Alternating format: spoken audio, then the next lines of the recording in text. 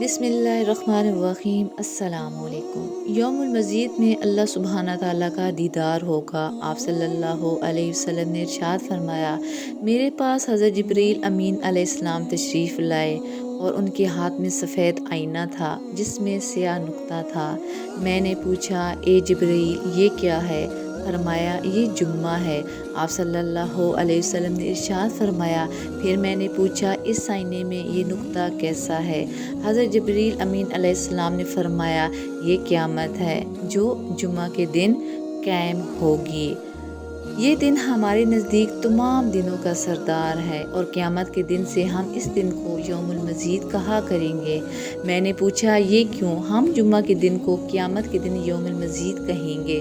میں نے ان سے پوچھا کہ اسے یوم المزید کس وجہ سے کہا جائے گا۔ انہوں نے بتایا کہ اللہ تعالیٰ جنت میں سفید مشکی کی ایسی وادی بنائیں گے، پھر جمعہ کے دن علیین سے اتر کر اپنی کرسی پر تشریف رکھیں گے، پھر کرسی کے ارد گرد سونے کے ایسے ممبر ہوں گے جنہیں جواہر سے مزین کیا گیا ہوگا، پھر انبیاء کرام آئیں گے اور ان ممبروں پر بیٹھیں گے، پھر جنت کے کمروں والے لوگ نکلیں گے اور خوشبو کے ٹیلوں پر بیٹھیں گے، پھر اللہ تعالیٰ ان پر تجلی فرمائے گا اور کہے گا کہ تم مجھ سے جو چاہو گے تمہیں عطا کیا جائے گا۔ وہ اللہ تعالیٰ سے اس کی رضا طلب کریں گے۔ اللہ تعالیٰ فرمائیں گے کہ تمہارے لیے میری رضا کی علامت یہ ہے کہ میں نے تمہیں اپنے گھر میں مقیم کیا اور اپنی مہمان نوازی عطا کر دی، تم مجھ سے کچھ اور مانگو میں تمہیں عطا کروں گا۔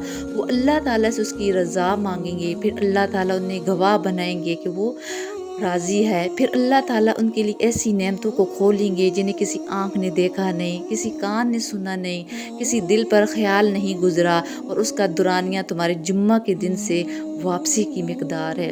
پھر اللہ سبحانہ تعالیٰ تشریف لے جائیں گے اور ان کے ساتھ انبیاء، صادقین، شہداء بھی چلے جائیں گے۔